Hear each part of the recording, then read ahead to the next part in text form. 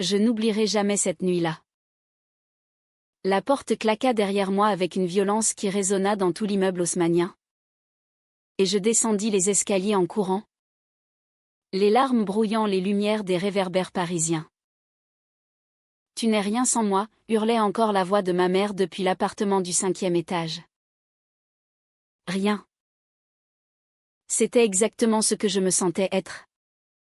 Ce soir d'automne 2023. À 28 ans.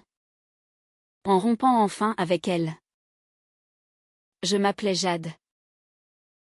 Jade Moreau. Comme si ce nom bourgeois pouvait effacer les années de manipulation. De critiques acides déguisées en conseils maternels. De silences lourds qui pesaient plus que des cris. Ma mère. Evelyne. Veuve depuis 10 ans.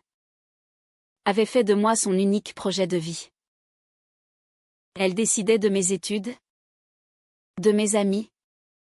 De mes amours ou plutôt de leur absence. Les hommes ne sont pas fiables. Ma chérie.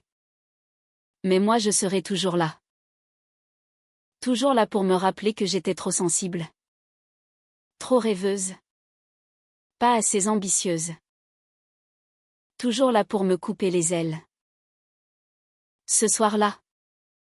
Après une énième dispute sur mon orientation, elle avait découvert des messages sur mon téléphone. Des échanges tendres avec une femme rencontrée dans un café du Marais. J'avais explosé. Je ne peux plus. Maman. C'est fini. Elle avait ri d'abord. Un rire amer.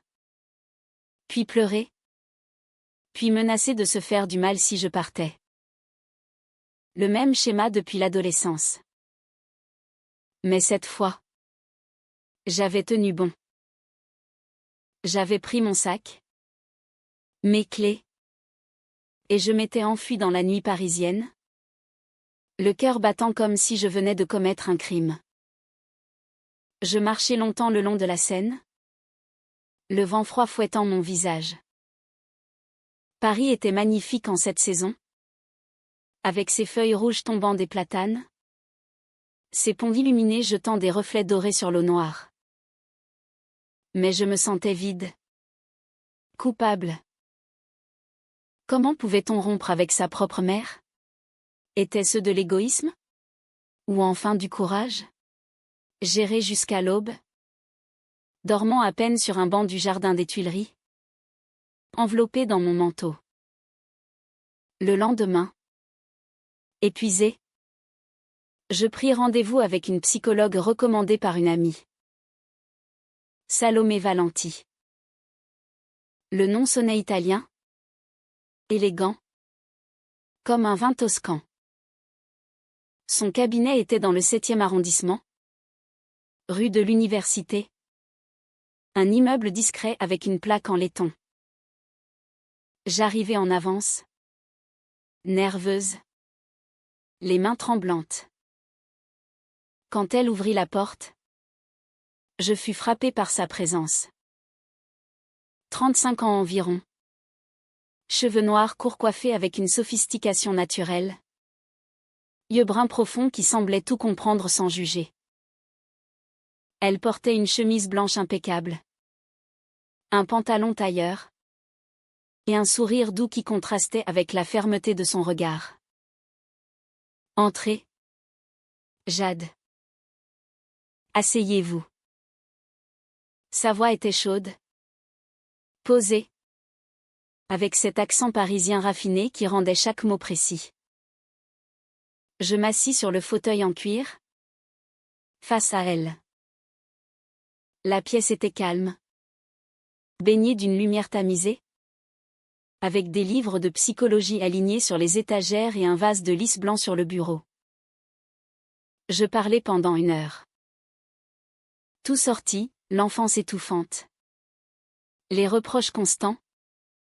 La découverte de mon attirance pour les femmes à l'université. Que j'avais cachée par peur de la décevoir encore plus. Salomé écoutait. Notant parfois.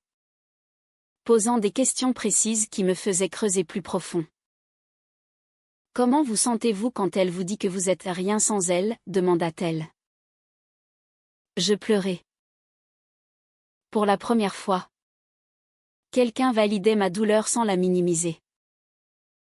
Les séances devinrent hebdomadaires. Salomé m'aidait à reconstruire des frontières, à comprendre que l'amour maternel ne devait pas être possessif.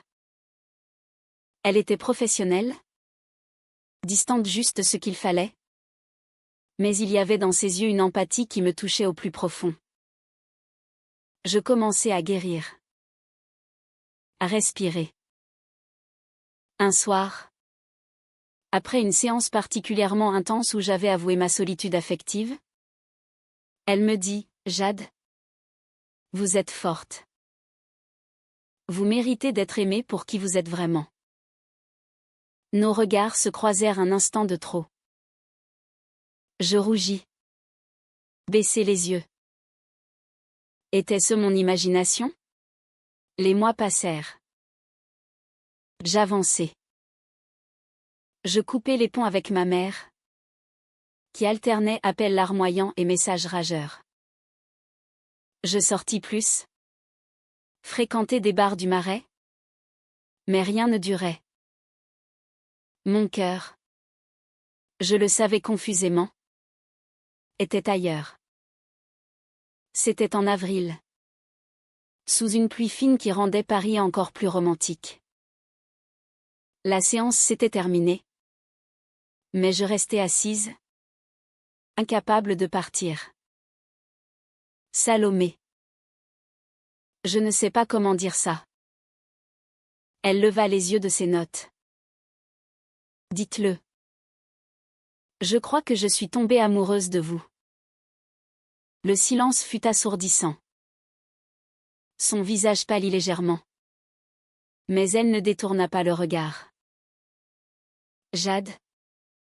Vous savez que c'est le transfert. C'est courant en thérapie. Mais je secouai la tête. Non. Ce n'est pas ça. C'est vous. Votre écoute. Votre force. Votre. Tout. Elle se leva. S'approcha de la fenêtre. La pluie ruisselait sur les vitres. Nous ne pouvons pas. C'est contre toutes les règles déontologiques. Je suis votre thérapeute. Je me levai à mon tour, le cœur serré. Alors arrêtons la thérapie. Elle se tourna vers moi. Les yeux brillants. Jade. Et là, dans ce cabinet tranquille, quelque chose bascula. Ce ne fut pas immédiat. Salomé insista pour que nous arrêtions les séances officiellement. Elle me recommanda une collègue, mais je refusai. J'ai besoin de temps, dis-je. Nous nous séparâmes ce jour-là avec une poignée de main professionnelle. Mais ses doigts s'attardèrent sur les miens une seconde de trop. Je ne la vis pas pendant 2 mois. Je me jetai dans le travail, j'étais graphiste freelance. Spécialisé dans les identités visuelles pour des marques éthiques. Paris bouillonnait au printemps, les terrasses des cafés du Marais remplies. Les promenades le long du canal Saint-Martin. Les expositions au centre Pompidou. J'essayais de rencontrer d'autres femmes. Une architecte prénommée Claire. Drôle et indépendante. Nous sortîmes plusieurs fois. Mais quand elle m'embrassa sous les lumières du Pont des Arts, je pensais à Salomé. À ses lèvres pleines. À son regard intense. Je tins bon jusqu'en juin. Une nuit d'insomnie. Je lui envoyai un message, elle m'avait donné son numéro professionnel pour les urgences. J'espère que vous allez bien. Je pense souvent à nos discussions. Réponse le lendemain, moi aussi. Jade. Prenez soin de vous. Ce fut le début. Des messages anodins d'abord. Sur des livres. Des films. Puis plus personnels. Elle me parla de son divorce 5 ans plus tôt. D'un mari qui n'avait pas compris sa charge de travail. J'ai choisi ce métier pour aider les autres à se libérer. Mais parfois je me sens prisonnière de mes propres règles. Nous nous revîmes, par hasard, dans un café de Saint-Germain-des-Prés. Elle lisait un roman d'Annie Ernaux. Je m'assis en face d'elle. Salomé. Elle sourit. Un sourire vrai cette fois. Jade. Vous avez l'air épanouie. Nous parlâmes des heures. De tout sauf de nous. À la fin. Elle dit, marchons un peu. Nous déambulâmes dans les rues étroites du quartier latin. Sous les platanes centenaires. L'air sentait le pain frais et la pluie récente. Arrivée près de la Seine, elle s'arrêta. Jade. Ce que vous ressentez. Je le ressens aussi. Depuis longtemps. Mais c'est dangereux. Pour vous. Pour ma carrière. Je pris sa main. Et si on prenait le risque? Elle ne la retira pas. Ses doigts étaient chauds. Fermes. J'ai peur. Moi aussi. Mais vivre sans essayer? C'est pire. Notre premier baiser eut lieu ce soir-là. Sur le Pont-Neuf. Sous une averse soudaine. La pluie nous trempa. Mais nous nous embrassâmes comme si le monde allait finir. Ses lèvres étaient douces. Exigeantes.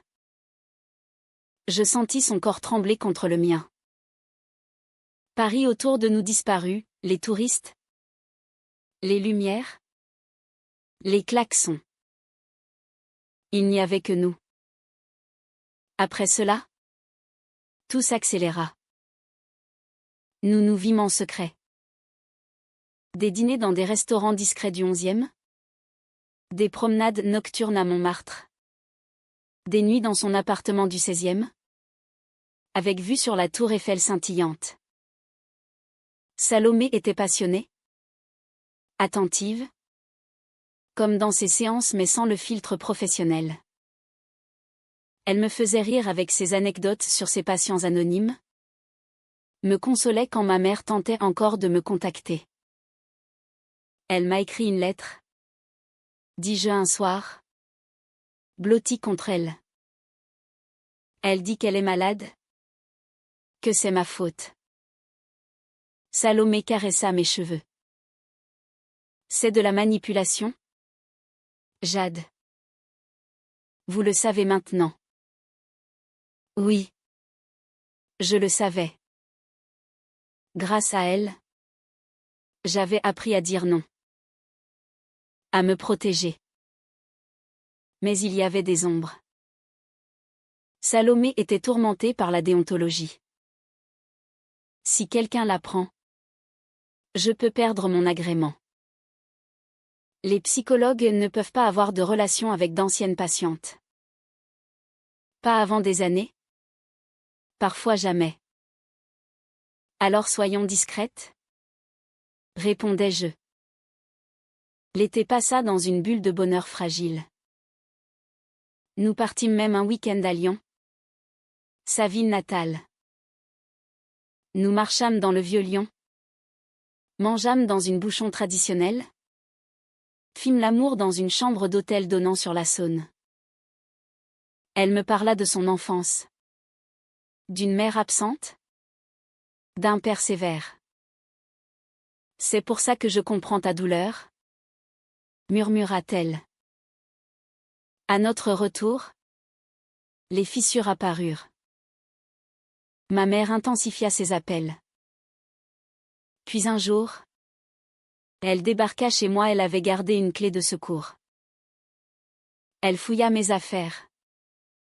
Trouva des traces de Salomé, Un foulard oublié. Des messages sur mon ordinateur. Le scandale éclata. Elle m'accusa de tous les maux. Menaça de tout révéler si je ne revenais pas à la raison. Je tins bon. Mais Salomé paniqua. Jade. Si elle parle, c'est fini pour moi. Elle ne le fera pas. Elle bluffe. Mais au fond, je commençais à douter. L'automne revint, avec ses pluies incessantes qui transformaient Paris en une ville mélancolique. Notre relation, autrefois si lumineuse, se teinta d'angoisse. Salomé devenait distante. Les séances annulées, les messages espacés. J'ai besoin de réfléchir, disait-elle. Je compris quand elle m'avoua, une collègue a entendu des rumeurs. Quelqu'un nous a vus. Panique. Elle parla de tout arrêter. Pour te protéger. Pour me protéger. Je refusai. Non. On a attendu trop longtemps pour ça. Mais le doute s'installa. Était-ce vraiment de l'amour? Ou le transfert qu'elle avait mentionné au début? Avais-je projeté sur elle mon besoin d'une figure maternelle bienveillante?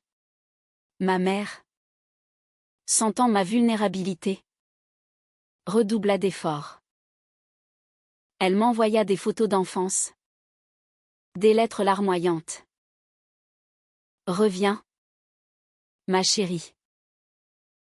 Cette femme te manipule, comme toutes les autres.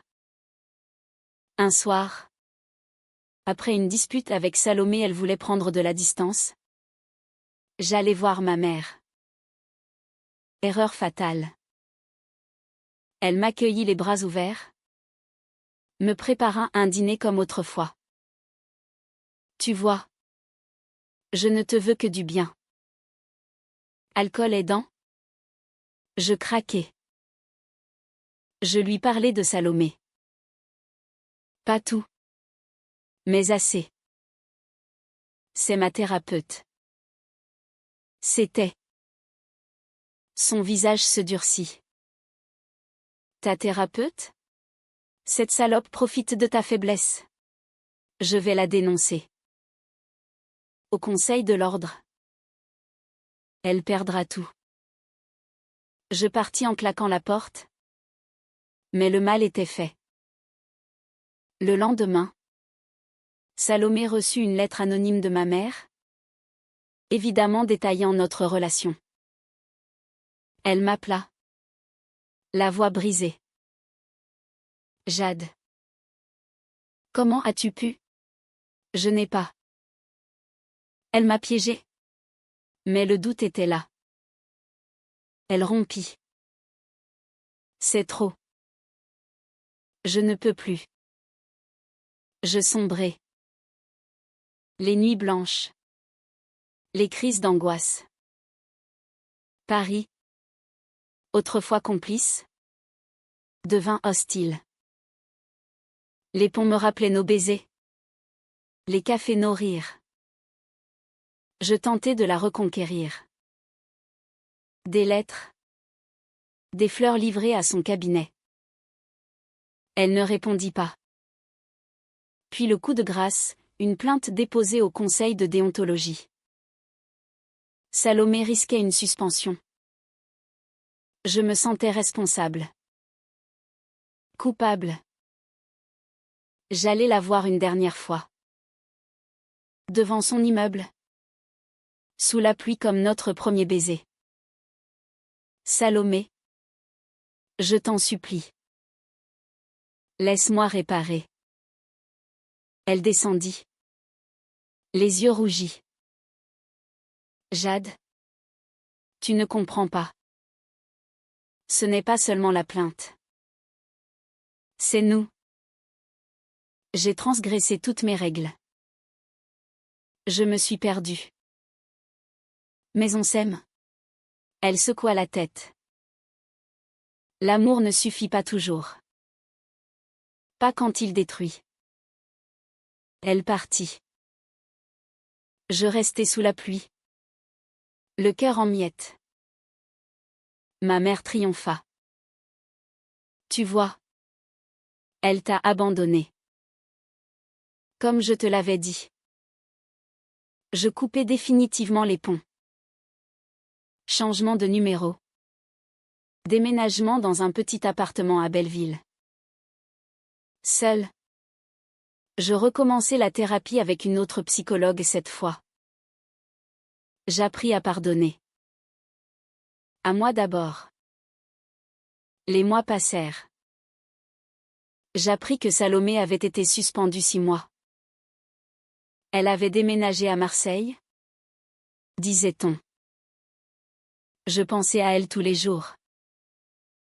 Avec colère, puis tristesse, puis tendresse.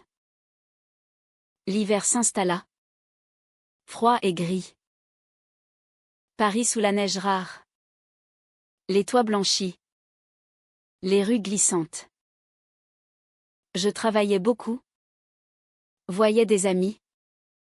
Sortais. Une femme. Léa. Entra dans ma vie. Douce. Artiste. Sans complications. Nous passâmes Noël ensemble. Mais Salomé hantait mes rêves. Je cherchais son nom en ligne. Elle avait ouvert un cabinet à Marseille. Loin de tout. Un jour de février. Une lettre arriva. Son écriture élégante. Jade. Je pense à toi souvent. La suspension m'a obligée à réfléchir. À tout. À nous. J'ai compris que je t'aimais vraiment. Pas comme thérapeute, mais comme femme. Mais j'ai aussi compris le mal que je t'ai fait. En mélangeant tout. Pardonne-moi. Salomé. Je pleurais. Puis je répondis. Des lettres échangées. Prudente. Elle avoua avoir menti sur certaines choses. Par peur. Elle n'avait pas divorcé pour travail, mais parce qu'elle avait déjà eu une relation avec une patiente. Des années plus tôt. Ça avait mal fini. Elle s'était jurée de ne plus jamais. Avec toi. J'ai craqué. Parce que tu étais différente. Vrai. Ma mère. De son côté. Son bras. Seule. Elle fit une dépression. Hospitalisée. Je n'allais pas la voir. Pas encore. Au printemps. Salomé proposa, viens me voir. À Marseille. Juste pour parler. J'hésitais. Longtemps. Puis j'achetai un billet de train. Le voyage Paris-Marseille fut magnifique, les paysages défilants. La Provence approchant avec ses collines. La mer au loin. Elle m'attendait à la gare Saint-Charles. Plus mince.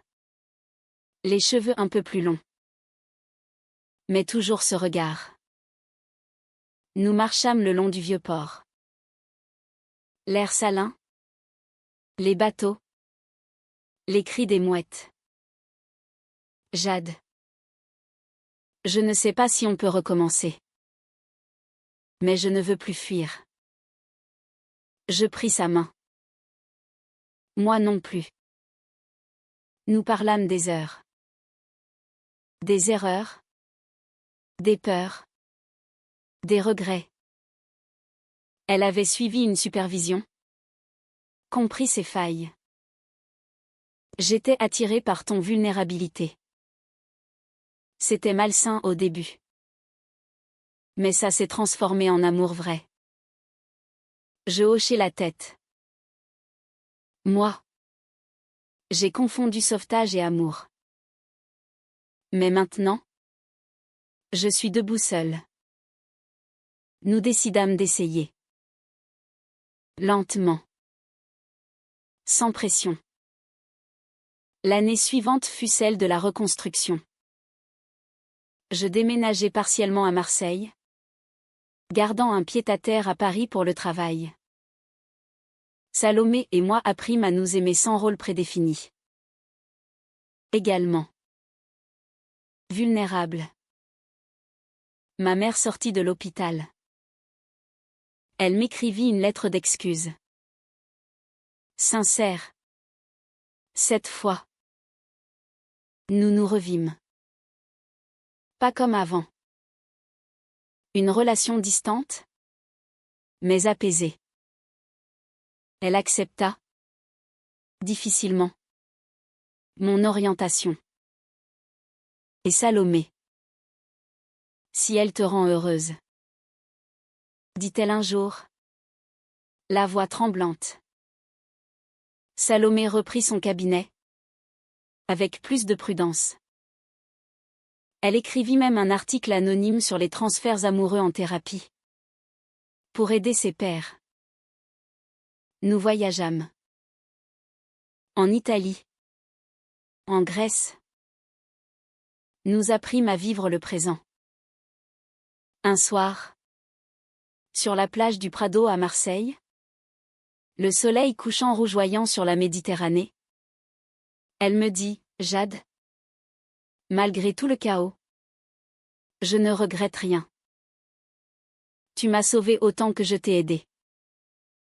Je l'embrassai. Nous nous sommes sauvés mutuellement. Paris resta notre ville coup de cœur.